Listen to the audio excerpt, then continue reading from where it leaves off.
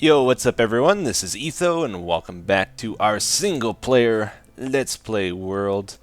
How you guys doing today? Don't forget to get your snacks. Forgot about that sign. I thought I would try to get on today and record an episode even though I don't have a lot of time to do it today. But hopefully I can get something good out for you guys. I've been very occupied with the vanilla Minecraft map reset lately. Both with preparing for the end of last season and now the start of the new season is very exciting, and I want to be on there playing, but don't want to neglect this series either, so try to get an episode out for you today. Even though we don't have a lot of time to record, I do have a pretty cool project planned for today, and hopefully we'll get a lot done on it. But first, I just wanted to show you this thing. This is what we were working on last time. This is for the bombing system that we were setting up. It looks like it's all good to go. The only thing we have to do yet, which we're not going to do today just because of time constraints, I'd have to mess with it for a while, is we got to hook up a control system for these trapdoors to let the skeletons and creepers in at the right time. And I want to make sure I set that up in a way that it won't jam up. Like, we gotta prepare for, or plan for, not prepare for, plan for mistakes in the system. Like, if for some reason a zombie gets into the skeleton chamber, you know, we don't want it to get stuck or something like that because the skeleton's not shooting like it's supposed to because it's a zombie or something like that. So I'm guessing the way I'm gonna control these is gonna be time-based somewhat, but also we'll probably do some logical checking, like if there's a mob in our holding areas down there, check that out and make sure it does itself, it works properly, is what I'm trying to say. I moved some buttons over to here for controlling this thing. That's what gets the mobs down to a one-hit kill. But let's head on over to our other base. Even though I got our project plan for today, I do not know where I'm building it yet, so I'll have to try to scout a spot for it before we begin. Alright everyone, we are back at our man cave here, and I have scouted a location for our build project for the day. Let me take you to it here. It's not very far, it's just over this way, a little past the brown mushroom farm that shall never be completed, it seems like. It's close, but it's not done. Just over this way. This looks like a pretty decent spot. I was looking for a rectangular shaped room, which is in pretty low supply. The thing about caves is they're usually not that open, and the few places I do have that were open I've used, so this is about as close as we're gonna get. And we'll just rip out this middle column, expand the walls and stuff a little bit. I was looking for a 25 block wide area at least. This is 1, 2, 3, 4, 5, 6, 7, 8, 9, 10, 11, 12, 13, 14, 15, 16, 17, 18, 19 roughly at the widest, so we'll have to expand it at least 5 more blocks for our build. What are we building today, Etho? You might be asking. Well, our big project is, drumroll please, EthosLab. We're going to try to build EthosLab here. Look at all these brewing stands I got ready. So we have a brewing room already. We built this a long time ago, and it's been great. It's a very cool build, very useful. Up over this way. The problem is, I had to let Jeff go, right? I might have killed him. I don't know. So we only have Tom working here, and Tom's good. Don't get me wrong, but you know, most of these chests are empty. They've always been empty. He can't keep up with the demand, you know. And when it comes to potions, I've always dreamed of just being able to do. Let's see, do we have any? don't think we even have any. I'm looking for a splash potion. Any splash potion. Alright, good. There we go. That'll work. I've always dreamed of just being able to do this. Just throwing potions and wasting them without giving a care, you know? uh, but truth be told, it's a bit of work to get them with that potion room. Even though it does speed things up quite a bit, I don't use them loosely. I use them only when I need them, basically. And I want to just be able to use them whenever I want. So I have come up with a design for a new brewing thing finally, and it's pretty good. I'm really happy with it. We're gonna go really overkill with it too. Something worthy of bearing the name EthosLab. So let me clear out some space and we will get to work. Actually, I am in a pretty big hurry here to get this episode done, so hopefully this does a good enough job. Just a random cluster of TNT.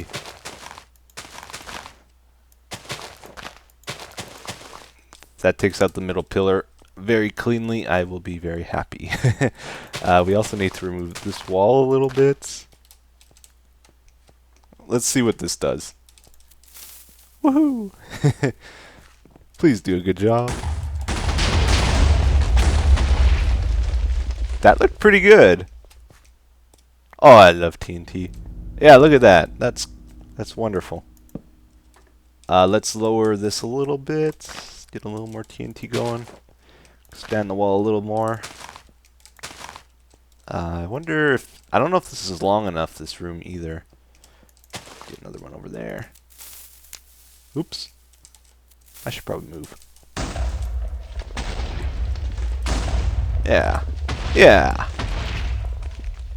Cool. Yeah, I'll put one more there. Now I'll clean it up. I like to keep a few of these quartz ores around, like in their ore form, so that if I ever need a few levels for something, just put a few of these down whenever I need it. They give so much experience points. Oh, that was my silk touch. Fortune. There we go. 30 levels. I just want to repair this work pick of mine. Alright. Alright, check out all that space we got now. That is wonderful. I don't know how much we're going to need for the build, how big EthosLab is going to be. I haven't pre-designed it in creative or anything. What I have done though is I've pre-designed the mechanics behind our brewing setup that we're going to do. So maybe I'll run you through that before we get to building. We got a nice floor to work with here too. So the way brewing works in Minecraft, let's just get this up. We can use hoppers and stuff to automate everything. It's nice. What I would like to do is make a fully automatic brewing room with the least amount of effort from me required. So I've come up with a pretty good thing for that. If what we can do, will I be able to place this? I always miss trying to place it on a brewing stand. It's such a small hitbox. There we go. Okay. So what we can do, we can add ingredients to our brewing stand automatically from the top there, and it stays in the brewing stand. That doesn't leave. We can also, I'm just going to power this. We can also put bottles in from the side, and those go into the proper slot. If we attempt to put these from the top, they don't go. It only accepts valid ingredients for it. The thing is though, these don't normally stay in the brewing stand. If this is unpowered, they automatically go through the bottom. So it's this tough little juggling act we got to do. We got to make the brewing or make the potion stay in long enough to brew, and then unpower the hopper below to suck it out and put it into storage, right? The time it takes for a potion to brew is 20 seconds. I think pretty much exactly 20 seconds, like for this bar to go all the way down. So I'm going to be using a clock, a 20-second clock that's on for 20 seconds. Like it will, I'm going to use a hopper timer that will turn the redstone on for 20 seconds and then off for 20 more. It's going to alternate between the two. And the general idea behind our brewing setup is have, let's see, how do I do that? I think I have 2 blocks, redstone torch to invert the signal, and that. So one of these hoppers is powered right now, and one of them is not. If we switch it, it reverses. Okay. So right now, it'll go into the brewing stand and it'll hold it until this is unpowered, then it will go from there. So that's what we want. And no new potions can enter into the brewing stand while it's in this state. So we can alternate between adding them in and taking them out just by an on and off, real simple. That we will control with our 20-second clock. So my design is based off of this. What I'm going to do is have, let's get some chests going here. Oop. I think I have a crafting table up here actually. Before I make another one, like I always do. Okay. So I've kind of come up with a snake tileable pattern for brewing stands that's pretty good. There's lots of different designs for brewing stations. There's a lot of cool ones out there. I'm not saying this one's the best or anything, but for for my purpose, for being lazy, it's pretty nice. I think the idea is to just pick one you like and go with it. So we'll have a reserve for bottles there, so bottles can get taken out of that chest automatically and put into the brewing stand. And they went through the bottom. We'll also have a chest at the top for ingredients, so we can have a large buffer of ingredients, like that. And then what I want to do is, like, say we have a water bottle here. I want that to turn into an awkward potion here and then move down a line to another brewing stand and convert that into like a speed potion or something, and then go further down the line, make it an extended speed potion, and further make it an extended speed splash potion, you know. Just keep it going, have like a long snake pattern of brewing stands.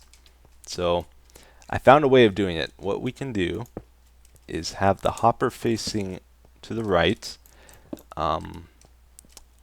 With the way these hoppers work though, the potions or the bottles go down 2 blocks here, so we got to get those back up. So I use droppers to do that. Get that up 2 blocks, and then those go to a reserve, a nice little buffer chest thing. And then,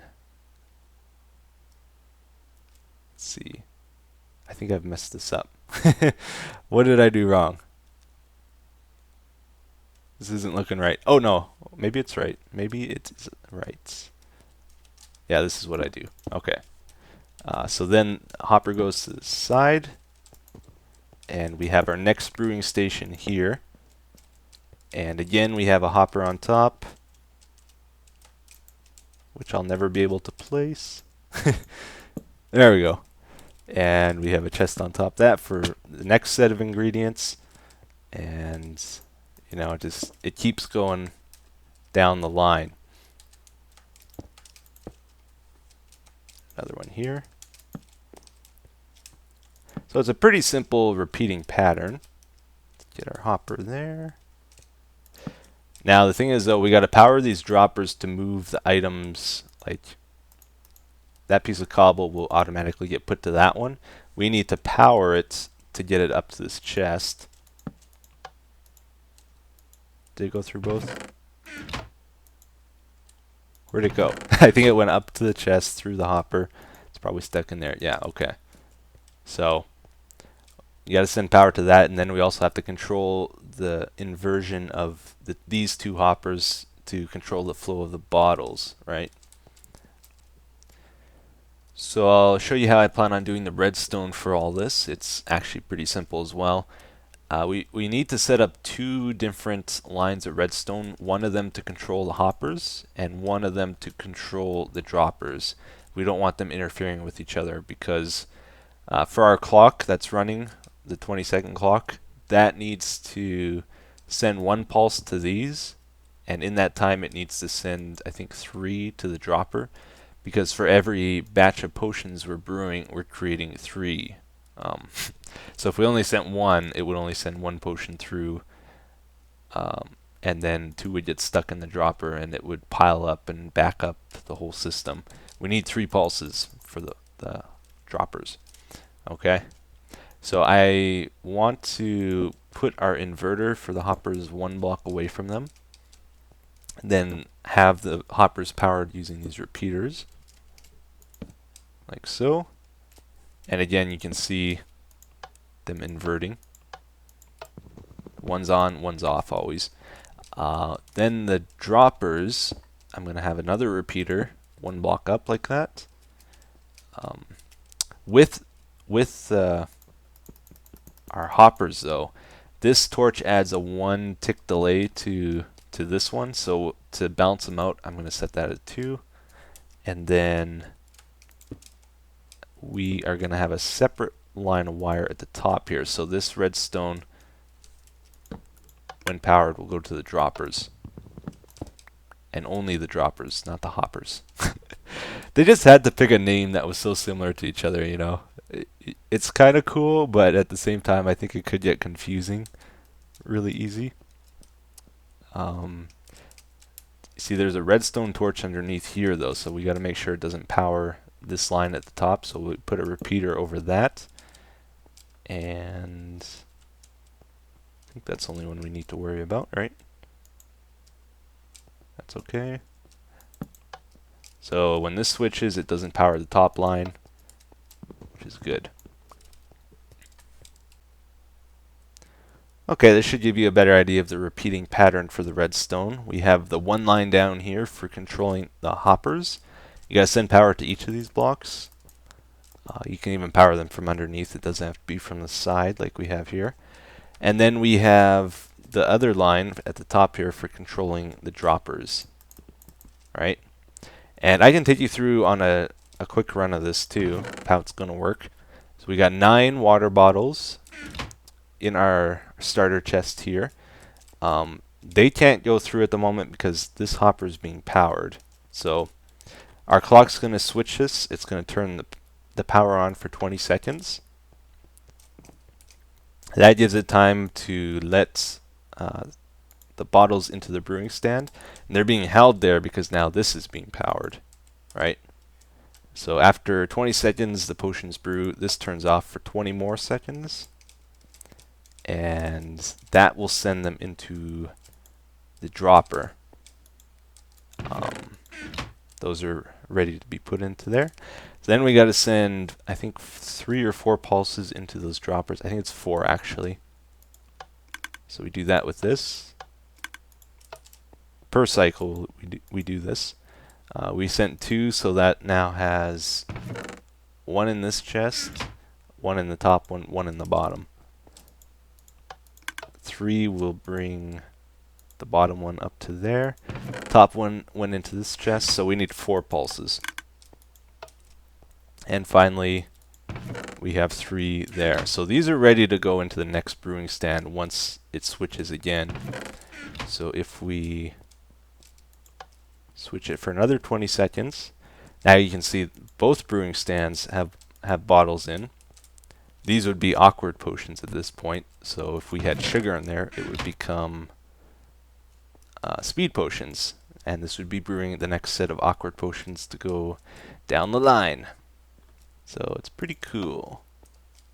Pretty cool. Huh. You know what? I don't actually need all that redstone. I was thinking about it. I can simplify it quite a bit. This is one of the ways I could set it up, or I could even totally remove, like, most of this actually. Get rid of that,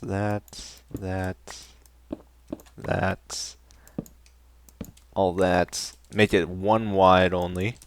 And all I'd have to do then is power the droppers from below and these blocks from below.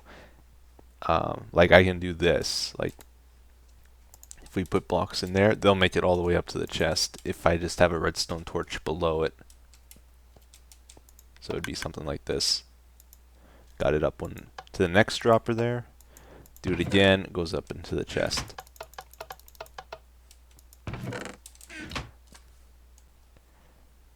Anyway, that's the concept behind it all. Let's stop talking now and get to building because we're running very low on time. Let's try to get at least something done. I've decided instead of aligning it, like making this the main entrance, I'm going to make over here the main entrance and lay it out this way. We also don't need it quite as wide anymore because we optimized the redstone there. So let's just pick a center. Let's say around here is our center. I got a layout planned. I want to have, if you were to make this brewing thing, you only really need one snake that has 5 brewing stands in it, because the longest brewing recipe you're going to make is going to be about 5 steps to it. And then you just got to shuffle around the ingredients in the brewing stands and you know, move the potions out into storage every time you switch to a different type of potion you're brewing. But with me, with this lab, with EthosLab, I'm going to set up like 10 different snakes and have every single potion possible to make all the time, and and have a chest for each of them. So I'm going overkill with this.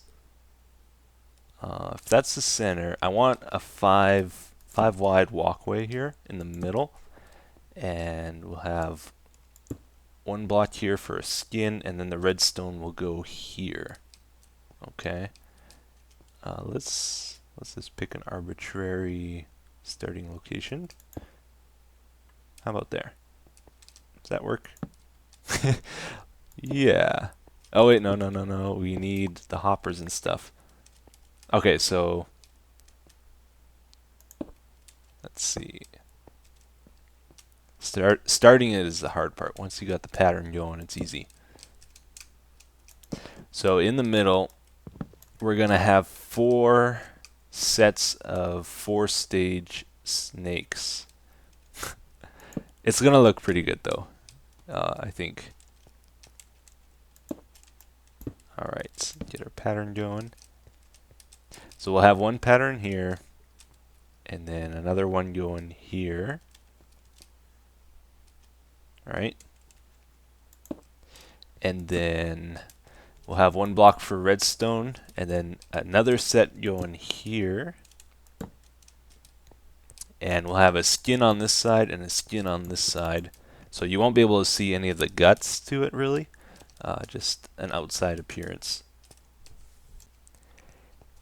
Anyway, that is the main concept behind my brewing setup here. Let's actually get to some building here before we run out of time today. Try to get a little bit done anyway. So with my room, I kind of got a layout planned out. Maybe as I build, I'll explain some of this. So with my setup, with EthosLab here, I'm aiming to make about 10 different of these brewing stand snake things. Like some of them will have 4 stages, some will have 5. I'm going to have a couple that will be 2 stages. What I'm aiming to do is have one of these like brewing snake things designated for each of the potions in the game. If you guys were to build this, so you don't really want, well, you might want to do that. You don't really need to do that though. all you really need is one of these snake things and have 5 stages to it, because the most complex or difficult potion to brew is only about 5 stages long.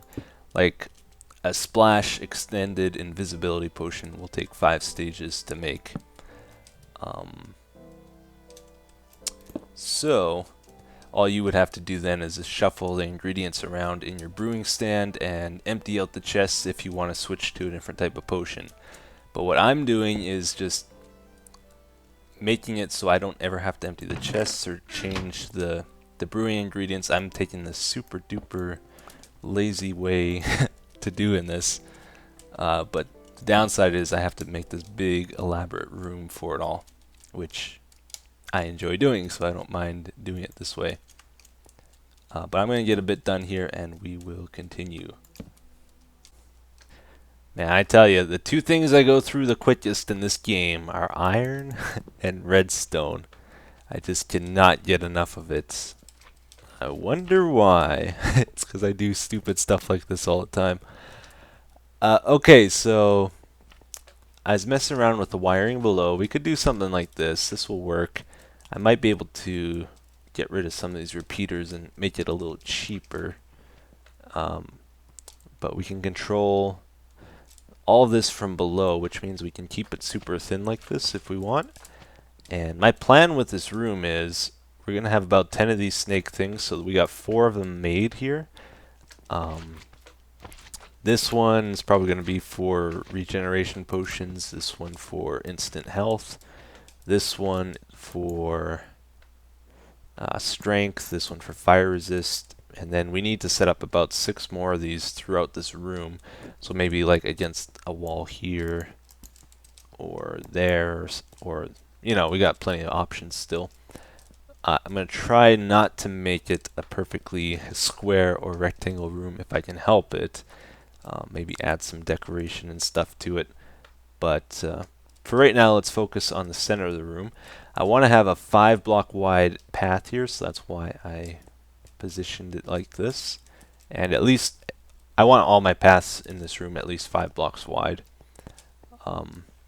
So we have 7 blocks here. I left 1 block for each side here so we can add a skin to it and cover over most of this stuff so we can't see it. And I'm going to try to use quartz to do it. So like we could do this, get some blocks. Of the things here I want to see, I want to be able to see the brewing stand for sure, and the chests. If we could see the chests somewhat, that would be awesome, and be able to access them from over here. Let's put another stair there. Okay, we can still see this chest. We don't really need this chest as much as these ones either. This won't run out too often. That's for the ingredients.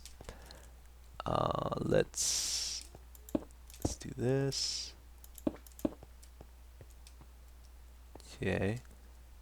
And can we... Huh. That's kind of cool. Yeah, I kind of like that. Let's try to do it over here too. I ran out of quartz quick too.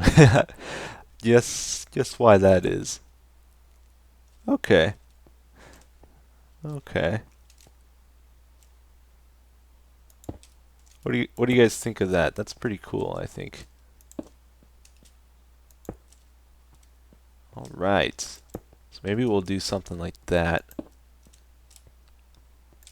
And then I want to have a stripe of like wool or something colorful over here and here, and then 3 blocks wide is something else in the very middle. Give it a real lab look, you know. We can probably change this. Oh yeah, cool.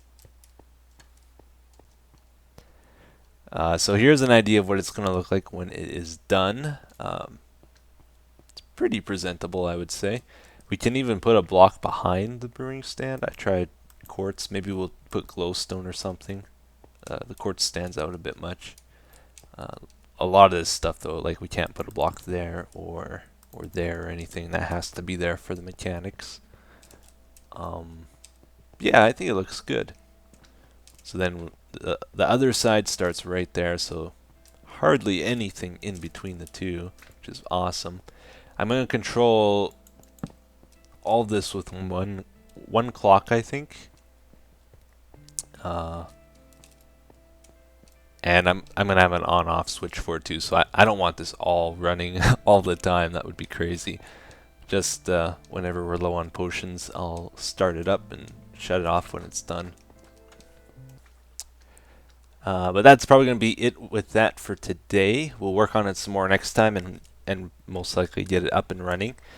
But it is that time to do the commenting that we do. So here we go. Comment for today. Hey Etho, do you have any idea what you're going to build for the new season of Minecraft? Or any brainstormed ideas on the subject? I'd love to know what you think and keep making amazing videos, otherwise my snack storage will overflow. Eat those snacks. Ooh. Ooh.